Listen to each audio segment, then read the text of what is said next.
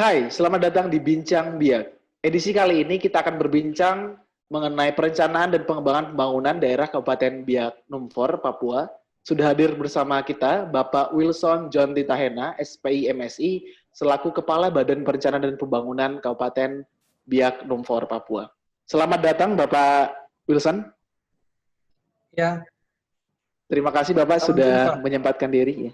Apa kabar Pak? Sehat? Baik saja. Terima kasih Ya, Bapak sudah ya, menyempatkan selamat. diri. Senang sekali rasanya kita Pak bisa kehadiran tamu yang luar biasa. Kita nanti bakal banyak ngobrolin soal perencanaan pembangunan daerah pemerintah Kabupaten Biak. Mungkin Bapak bisa sedikit memberikan perkenalan singkat sekaligus memperkenalkan Bapeda sedikit selayang pandang mungkin Bapeda dari Kabupaten Biak itu sendiri. Ya. Silakan Bapak. Baik, tadi dari awal sudah disampaikan oleh Diri Fadli, sudah menyebutkan kami langsung nama lengkap sebagai Kepala Bapeda Kabupaten Biak Numfor yang sementara ini dipercayakan oleh Bapak Bupati. Bapeda Kabupaten Biak Numfor ini mempunyai tugas dan fungsi. Tugasnya adalah membantu Bupati dalam menyelenggarakan urusan pemerintahan di bidang perencanaan dan pembangunan daerah berdasarkan asas otonomi dan tugas pembantuan serta tugas lainnya yang diberikan oleh Bupati. Dalam melaksanakan tugas sebagaimana disebutkan tadi, maka kita mempunyai fungsi sebagai berikut. Pertama, perumusan kebijakan teknis di bidang perencanaan dan pembangunan daerah. Yang kedua, penyelenggaraan urusan pemerintahan dan pelayanan umum di bidang perencanaan dan pembangunan daerah. Yang ketiga, pembinaan dan pelaksanaan tugas di bidang perencanaan dan pembangunan daerah. Yang keempat, pelaksanaan ketatausahaan badan. Dan yang kelima, pelaksanaan tugas lain yang diberikan oleh Bupati Biak Numfor sesuai dengan tugas dan fungsinya. Di Bapeda sendiri terdiri dari ada sekretariat yang dikepalai oleh sekretaris. Kami sendiri sebagai Kepala Bapeda, di bawah kami ada sekretariat yang dikepalai oleh sekretaris. Kemudian ada bidang-bidang yang di dalam pelaksanaan tugasnya, bidang-bidang ini dikepalai oleh kepala bidang. Jadi kepala bidang di kami ini ada 4, yaitu analisa data pembangunan perencanaan, program pengendalian evaluasi dan pelaporan, yang kemudian bidang pembangunan manusia dan masyarakat, yang ketiga bidang ekonomi dan sumber daya alam, dan yang keempat bidang infrastruktur pengembangan wilayah. Barangkali begitu. Dan kelompok jabatan fungsional sementara ini kami kosong. Ya. Oke, baik Pak. Terima kasih. Berarti ada di sana ada 4 bidang ya Pak di dalam Bapeda, iya.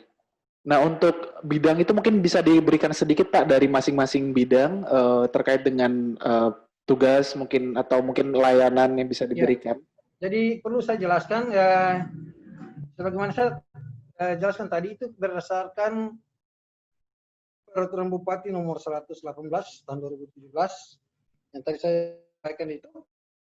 Lalu sekretariat ya pasti masing-masing dia punya bagiannya sudah, tapi ini sudah sangat jelas sekali. Itu membantu tugas-tugas badan dalam mengendalikan tugas-tugas di bidang umum, kepegawaian, penyusunan program, keuangan di lingkungan badan. Kalau untuk bidang-bidang, sebagaimana saya katakan tadi, untuk bidang analisa data. Jadi bidang analisa data pembangunan, perencanaan, dan program pengendalian evaluasi pelaporan, ini mempunyai tugas, yaitu membantu tugas-tugas badan dalam menyelenggarakan dan melaksanakan analisis ekonomi mikro dan makro daerah, dan juga analisis kewilayahan.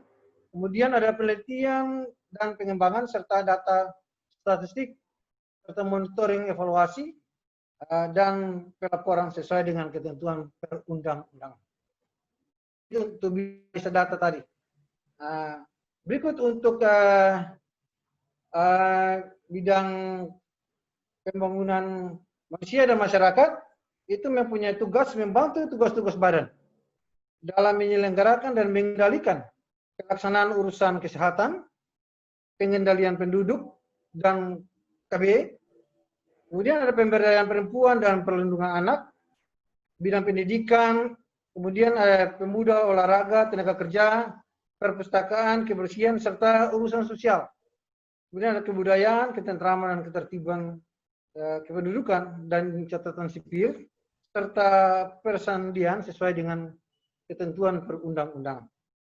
Untuk bidang ekonomi dan sumber daya alam, sebagaimana tadi kami sudah sampaikan, itu tugas membantu tugas-tugas badan dalam penyelenggaraan urusan bidang perindustrian dan perdagangan, koperasi dan UKM, kemudian penanaman modal dan pelayanan terpadu satu pintu, kemudian ada pariwisata, lingkungan hidup, kehutanan dan sumber daya alam, kemudian pertanian, tanaman pangan, kelautan, dan perikanan sesuai dengan ketentuan perundang-undangan yang berlaku. Kemudian untuk bidang infrastruktur pengembangan wilayah itu mempunyai tugas bagaimana tadi membantu tugas-tugas badan dalam penyelenggaraan urusan bidang pekerjaan umum dan penataan ruang. Kemudian ada pertanahan dan perumahan rakyat, ada kawasan pemukiman dan pemberdayaan masyarakat kampung. Kemudian ada komunikasi dan informasi serta perhubungan sesuai dengan ketentuan perundang-undangan yang berlaku. Oke, baik. Bidang bagaimana tadi saya sebut seperti itu. Oke, Bapak. Oke, selanjutnya masuk ke tadi kan Bapak sudah menjelaskan berbagai macam bidang. Nah, kita mungkin akan menjelaskan lebih jauh mungkin biar pendengar juga mengerti mengenai terkait dengan rancangan pembangunan jangka panjang daerah Biak itu sendiri, Bapak. Kemudian juga mungkin nanti disusul oleh rancangan pembangunan jangka Kabupaten Biak. Nah, terlebih dulu ke jangka panjang, Bapak. Untuk fokus dan target dari Bapeda atau Kabupaten Biak itu sendiri dalam beberapa tahun ke depan tuh seperti apa sih, Pak? Iya, yang perlu saya sampaikan terkait dengan kita punya rencana pembangunan jangka panjang daerah. Ini itu sebenarnya 2005 sampai dengan 2025. Perlu saya sampaikan bahwa memang selama ini kita punya rencana pembangunan jangka panjang daerah ini kami belum selesaikan, itu masih dalam bentuk draft. Dan kami berharap di tahun 2020 kami menuntaskan, tetapi melihat kondisi pandemi coronavirus yang membuat kami akhirnya menunda itu di tahun 2021 dan mudah-mudahan itu bisa kami tuntaskan. Tetapi dalam periode ini, untuk rencana pembangunan jangka menengah daerah itu kami sudah buat, dan di tahun yang 2019-2023 itu sudah ada peraturan daerah nomor 1 2020 tentang rencana pembangunan jangka menengah daerah tahun 2019-2023. Oke, baik Bapak. Untuk secara lebih jauh mungkin rancangan dokumennya itu sendiri bisa diakses di mana ya Pak? Mungkin masyarakat Biak sendiri atau mungkin masyarakat luas ingin melihat dokumen dari ini bisa diakses di Biak Go ID. Oke, berarti sudah tersedia di websitenya ya Bapak? Jadi ini kita punya dokumen ini. Oke. Kita sudah ada dokumennya. Baik Bapak. Oke, berarti untuk terkait dengan fokus dan targetnya bagaimana Bapak setelah corona ini, apa kemudian masih melihat dari awal rencana atau memang sedikit dirubah untuk fokus dan targetnya terkait dengan corona? Ya, baik. Perlu saya jelaskan terkait dengan kita punya RPJMD. Ini penyebaran visi dan misi dari Bapak Bupati Biak Numfor, yaitu Bapak Heri Arionab, yang di dalam rencana pembangunan jangka menengah Kabupaten Biak Numfor ini menjabarkan seluruh capaian visi dan misi dari Bapak Bupati yang seharusnya ditetapkan dengan peraturan daerah nomor 1 tahun 2020. Sesuai dengan visi dari Biak Numfor, itu adalah Biak Numfor yang religius, berkarakter, dan berbudaya sebagai sumber pertumbuhan yang berdaya saing menuju kesejahteraan dan kemandirian. Di dalam mencapai visi Biaknumfor ini eh, itu ada 4 misi yang perlu kita sampaikan lewat kesempatan ini. Yang pertama adalah meningkatkan kualitas hidup dan daya saing sumber daya manusia. Misi yang pertama. Misi yang kedua adalah meningkatkan perekonomian daerah melalui pemberdayaan ekonomi kreatif dan pemanfaatan potensi unggulan daerah. Yang ketiga, mewujudkan tata kelola pemerintahan yang berwibawa, bersih dan profesional, berorientasi kepada pelayanan publik yang prima. Dan yang terakhir atau yang keempat, mewujudkan percepatan pembangunan infrastruktur dasar dan strategis yang berwawasan lingkungan dan tata ruang. Ini 4 misi yang akan dicapai dari terjemahan visi Bapak Bupati di tahun 2015 sampai dengan tahun 2023. Terkait dengan coronavirus yang sementara ini melanda seluruh dunia, khususnya Indonesia dan kami juga di Papua dan lebih khusus lagi di Kabupaten Biaknumfor, ya pasti ada yang berubah. Karena kita sudah tahu ketika kita rencanakan sekian, ternyata pandemi datang dan perencanaan itu harus dilakukan perubahan lagi, disesuaikan dengan kondisi exciting yang ada pada saat ini. Karena memang kondisi ini bukan hanya berlaku di Kabupaten Biaknumfor, tapi seluruh Indonesia, seluruh dunia mengalami apa yang disebut dengan pandemi coronavirus, yang sampai dengan hari ini belum ada vaksin yang bisa menanggulangi atau bisa meminimalisir dampak dari coronavirus ini. Yang paling terpukul dari coronavirus pasti adalah ekonomi daerah. Sudah pasti ekonomi negara juga sudah sangat terpukul sekali.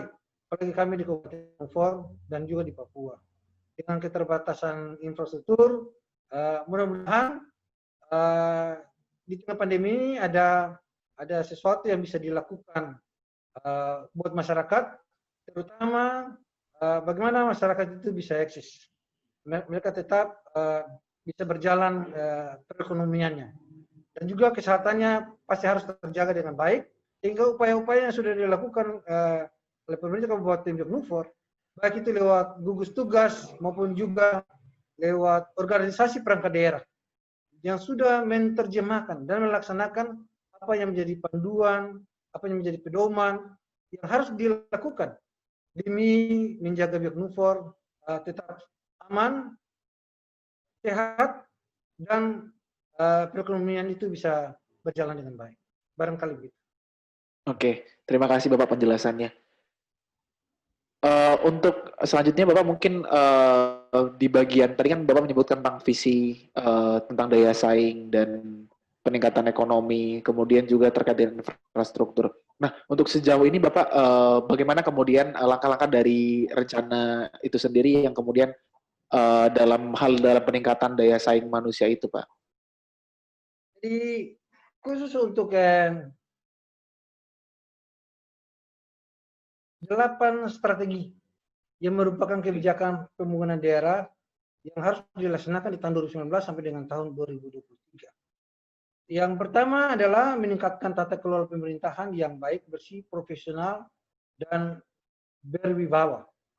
Dan yang kedua, meningkatkan kualitas pelayanan dasar, pendidikan, dan juga kesehatan masyarakat. Yang ketiga, meningkatkan kualitas pelayanan infrastruktur dasar bagi pelayanan masyarakat. Dan yang keempat, meningkatkan pengembangan ekonomi kreatif, kemudian kebudayaan dan juga pariwisata. Dan yang kelima, meningkatkan keharmonisan fungsi dan ruang kota yang berwawasan lingkungan, kemudian meningkatkan ketahanan pangan melalui revitalisasi pertanian, peternakan, perkebunan, juga kehutanan, kelautan, dan perikanan. Dan yang ketujuh, kesetaraan gender dan pemberdayaan perempuan serta perlindungan anak. Dan yang terakhir, memantapkan Biak sebagai kota dan pilar utama penyangga Papua Tanah Damai. Oke, baik. Terima kasih Bapak penjelasannya. Mungkin kita bisa masuk ke selanjutnya, Bapak, terkait dengan layanan dari Bapeda itu sendiri, terkait dengan e-planning, ada Musrenbang, juga Imonef.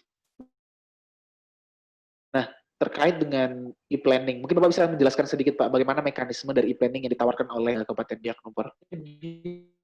Kita ini ada Emusrembang, ada e-planning, ada Ya. e-monef. Jadi kalau kita bicara mulai dari Emusrembang ini usulan yang memang merupakan usulan yang yang dibahas mulai dari tingkat kampung, tingkat distrik, dan juga masuk di pembahasan di kabupaten.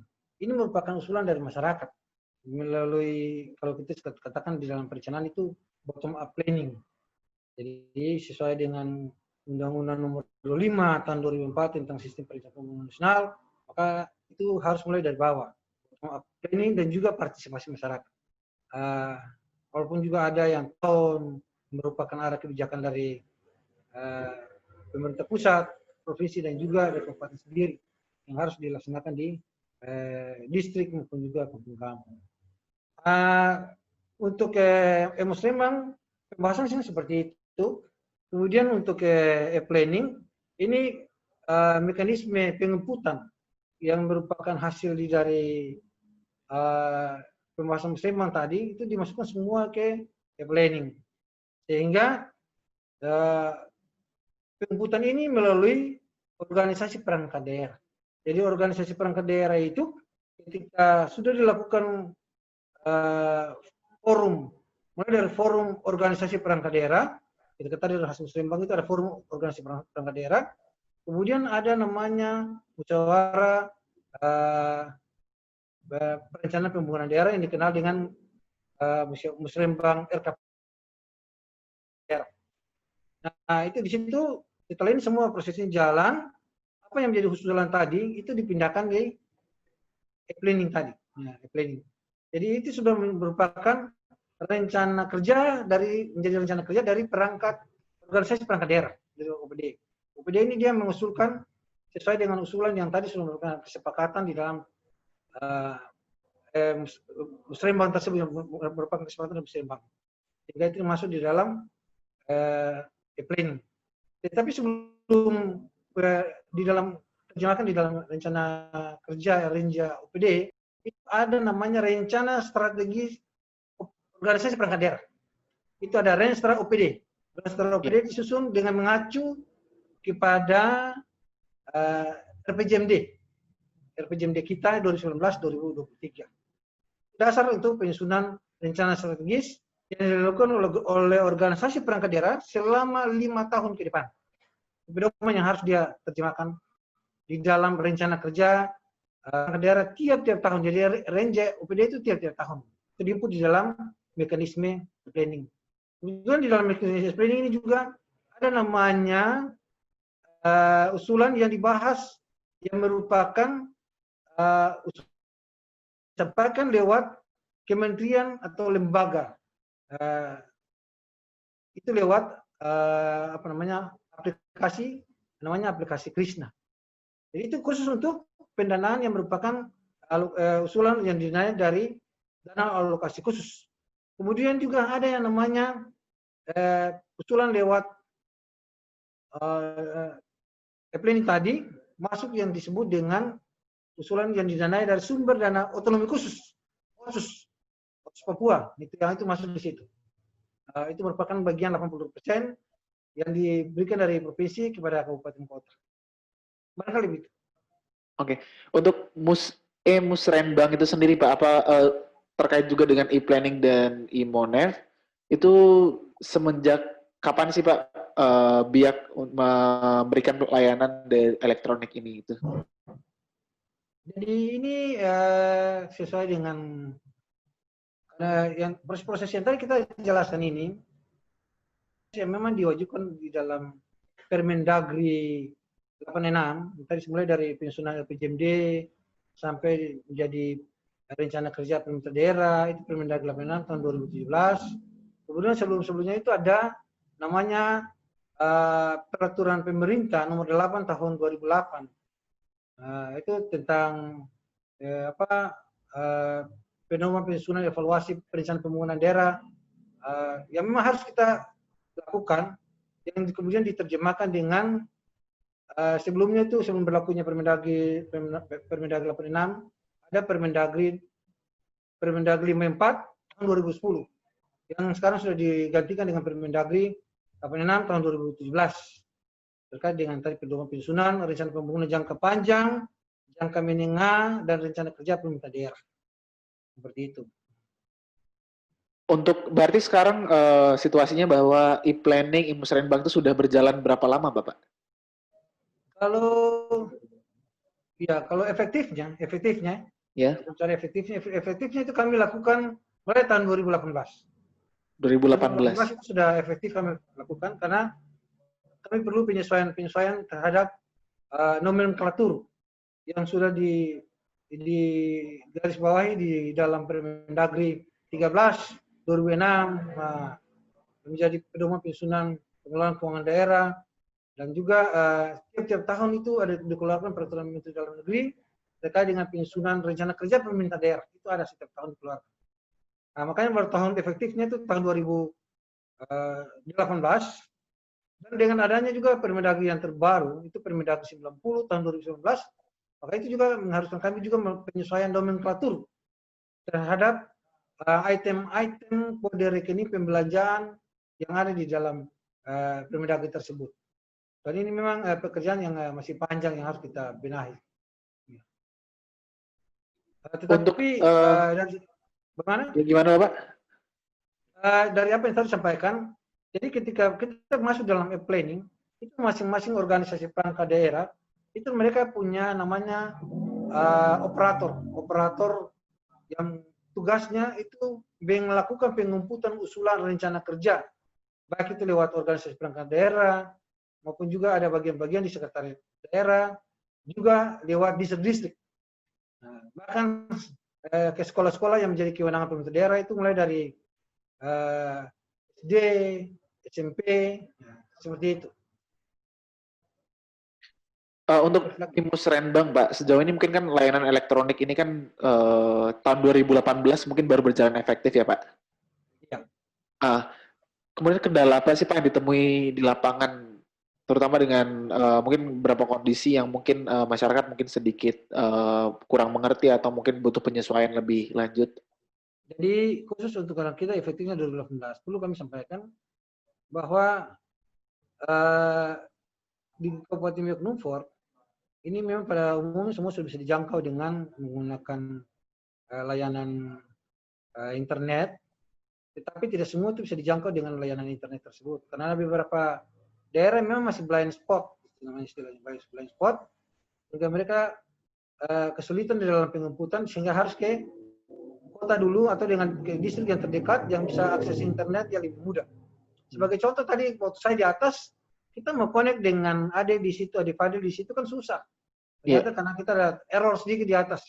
Nah, begitu pula ketika di dalam proses musliman tadi ketika penjemputan. Nah, ini yang membuat salah satu kendala kita ketika waktu yang harus kita kejar sesuai dengan time limit yang sudah ditentukan, itu kadang-kadang itu perlu ada perpanjangan waktu karena tadi itu kesulitan dalam akses. Bisa kadang-kadang jaringan internetnya kurang begitu bagus, sehingga teman-teman dari distrik itu ketika mereka mau lakukan penjemputan, mereka kesulitan di situ. Mereka harus datang ke kota dulu, baru mereka bisa akses penjemputan itu lebih baik. Seperti itu. Berarti untuk yang zona blind spot tadi atau memang yang tidak dapat akses, mungkin bagaimana Pak kemudian Bapeda mencoba untuk menggait aspirasi masyarakat melalui musrenbang ini, Pak? Ya, jadi lewat musrenbang ini kami sudah melakukan komunikasi dengan seluruh khusus untuk dari distrik ya. Tadi kita bicara tadi saya sampaikan distrik. Jadi perlu kita jelaskan Kabupaten Biak Numfor ini terdiri dari 19 distrik. 19 distrik ada 257 kampung, ada 14 kelurahan. Jadi ada 5 distrik itu di kepulauan di Pulau Numfor, 2 distrik itu di kepulauan Padai Doai Mando, dan 12 distrik itu ada di Pulau Biak Daratan. Gitu. Jadi ketika komunikasi itu bisa jalan lancar apabila semua itu sudah bisa terhubung dengan jaringan tadi. Ya. Sehingga mungkin bisa telepon-telepon bisa saja, tapi kalau akses internet itu sangat sulit karena ternyata tidak mendukung. Kapasitas mungkin kapasitas bandwidth-nya yang tidak mendukung. Kalau hanya untuk telepon sekedar telepon bisa, tetapi ada beberapa lokasi yang tadi saya katakan sebagai blind spot karena memang akses ke situ mereka sudah diupayakan untuk bagaimana akses ke situ bisa dibuka. Kami lewat koordinasi dengan Dinas Kominfo itu sudah lewat kebijakan Bapak Bupati sudah dilakukan sesuai dengan arahan Bapak Bupati yang kami laksanakan menerjemahkan dari kebijakan kepala daerah di dalam RPJMD tadi itu sudah dilakukan pada beberapa distrik sudah disiapkan fasilitas, tetapi ya sering ketika dalam perjalanannya sering terjadi trouble atau error tadi saya katakan tadi. Yeah. Tetapi memang ada distrik-distrik tertentu yang memang dicoba untuk dilakukan penggunaan menara BTS, tetapi mungkin dari dukungan-dukungan untuk pembangunan ini yang beberapa distrik ini, khususnya macam contoh ada di Pulau Nufor, itu ada 1-2 distrik yang memang masih kesulitan ketika kita mau akses jaringan ke situ. Tetapi kalau distrik-distrik tertentu itu sudah bagus, sudah jaringannya sudah bagus. Begitu pula ketika di Pulau Biak daratan saja, itu aksesnya ada yang bagus, tapi ada juga yang memang sangat sulit dalam komunikasi tadi. Tetapi mudah-mudahan sesuai dengan arah kebijakan Bapak Bupati ke depan ini, kita bisa melakukan pembangunan BTS itu sesuai dengan kebutuhan masyarakat, menjawab kebutuhan masyarakat. Kan sayang kalau masyarakat hanya mau telepon, datang ke kota, mengeluarkan biaya transportasi yang besar, makan minum lagi, padahal mereka di kampung atau di distrik sudah bisa langsung melakukan komunikasi. Kan seperti itu. Dan memudahkan masyarakat dalam pelayanan publik. Mungkin biar lebih tepat lagi ya Pak, kalau misalkan bisa berdasarkan aspirasi masyarakat secara langsung dalam penyusunan perencanaan. Jadi memang kami berharap ketika semua aplikasi ini digunakan, memang ada masukan kepada kami khususnya untuk Bapeda itu kami bisa tindak lanjuti sesegera mungkin apa yang menjadi kebutuhan dari masyarakat yang bisa kami siapkan layanan sesuai dengan tugas pokok dan fungsi kami sebagai badan perencanaan.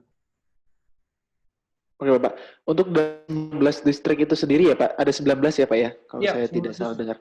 Itu mungkin berapa distrik yang sudah efektif menjalankan pelayanan melalui elektronik ini, atau mungkin menggunakan layanan elektronik ini untuk menyerap aspirasinya Pak?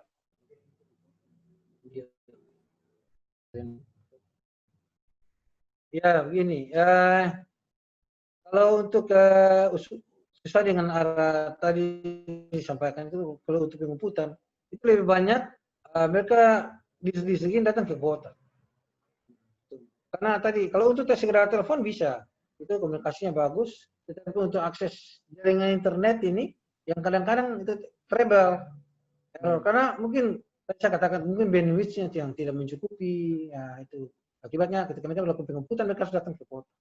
Tapi ada distrik tertentu macam untuk sekitaran Pulau Biak ya itu bagus komunikasinya, itu internet bisa dijangkau. Gitu. Oke Pak, ini ada mungkin sebelum penutup ada sedikit. Mungkin Bapak sedikit memberikan apa sih yang mungkin bisa dikatakan kepada masyarakat Biak, kemudian layanan-layanan dari Bapeda itu sendiri, bagaimana cara mengaksesnya, itu mungkin nanti biar masyarakat juga lebih paham dan tahu mengenai bagaimana kerja Bapeda itu sendiri. Ya, jadi kalau untuk masyarakat langsung bisa akses langsung, itu kita punya situs yang namanya Biak Go ID. Ya, Biakap Go ID itu bisa masuk langsung di situ, ada fitur-fitur yang bisa diakses langsung oleh masyarakat. Karena untuk sementara ini kami masih dengan Dinas Kominfo ya, menyiapkan layanan untuk akses pelayanan publik seperti itu. Tetapi untuk beberapa OPD, artinya beberapa OPD yang sudah menggunakan akses layanan pelayanan publik ini memang di samping Bapeda, keuangan juga, di Badan Pendapatan Daerah, Bapenda, kemudian juga ada dari Dinas Penanaman Modal dan Pelayanan Terpadu Satu Pintu, itu sudah bisa akses langsung di situ. Kita masing-masing punya website, bisa dilakukan komunikasi langsung di situ lewat via Kapku ID tadi. Seperti itu. Untuk baik Pak, untuk media-media sosial selain dari website, kira-kira untuk sosialisasi layanan dari Bapeda itu di mana saja Pak bisa diakses oleh masyarakat? Ya, biasanya kami kalau untuk masyarakat untuk akses, biasanya di samping lewat media tadi, bisa masyarakat langsung datang ke kantor. Misalnya mereka butuh ya, ke kantor, ada keperluan yang memang mereka butuhkan hard copy, kan mereka hard copy mereka harus ke kantor, kan tidak bisa lewat akses internet. Hard copy mereka harus lewat datang ke kantor, mereka mungkin butuh kami butuh data ini, misalnya data indeks pembangunan manusia, data pendapatan domestik regional bruto, PDRB kabupaten, itu mereka datang ke kami di kantor sini untuk biasanya kalau tidak kalau mereka tidak bisa akses lewat jaringan tadi, kami berikan soft copy atau bahkan kami juga berikan hard copy daripada data-data yang mereka minta. Oke, baik, terima kasih. Mungkin untuk podcast edisi kali ini cukup sekian saja Bapak. Terima kasih sudah menyempatkan. Berterima kasih sekali Bapak. Melalui podcast ini harapannya kami bisa memperkenalkan lebih jauh tentang Biak Numfor, baik ke masyarakat Biak itu sendiri ataupun nanti ke masyarakat luas Indonesia itu secara umumnya. Seperti itu Bapak, terima kasih banyak. Ya, baik, terima kasih Ari Fadli atas waktu juga sudah berkesempatan kepada kami untuk dari Bapeda Biak Numfor untuk menyampaikan apa yang menjadi arah kebijakan kami, yang arah kebijakan Bupati yang kami lakukan. Jadi arah kebijakan ini sudah diterimakan yang harus kami lakukan sesuai dengan Perda nomor 1 tadi, itu arah kebijakan kepala daerah yang sudah diterimakan di dalam rencana pembangunan jangka menengah daerah, dan juga apa yang menjadi tugas dan fungsi kami sesuai dengan Peraturan Bupati nomor 118 tahun 2017 tentang tugas pokok dan fungsi dari Badan Perencanaan Pembangunan Daerah. Terima kasih atas kesempatan ini. Salam buat rekan-rekan semua di situ. Tetap sehat, tetap semangat, walaupun melakukan dialog KKN ini dengan media virtual, tetapi kita tetap semangat di masa pandemi ini, kita tetap sehat, dan kita senantiasa memberikan ide-ide, pikiran yang inovatif, kreatif, dan tentunya juga untuk membangun potensi daerah Kabupaten Biak Numfor sendiri maupun juga potensi daerah adik-adik sendiri, terutama dalam melaksanakan tugas selama masa pandemi ini bisa eksis dan senantiasa diberkati. Terima kasih Bapak atas pesan-pesannya. Semoga sehat selalu, semoga semangat terus dalam bekerja dan bisa membangun Kabupaten Biak Numfor menjadi lebih baik lagi. Baik Bapak, mungkin podcast kali ini sudah bisa diakhiri. Mungkin terima kasih banyak sekali lagi Bapak. Selamat sore, salam damai dari Biak. Salam sehat. Baik Bapak, terima kasih banyak. Oke, sekian podcast pada kali ini. Terima kasih sudah mendengarkan. Jangan lupa untuk saksikan podcast-podcast edisi berikutnya. Tentu saja di Bincang Biak yang akan membahas seputar Kabupaten Biak Numfor. Terima kasih.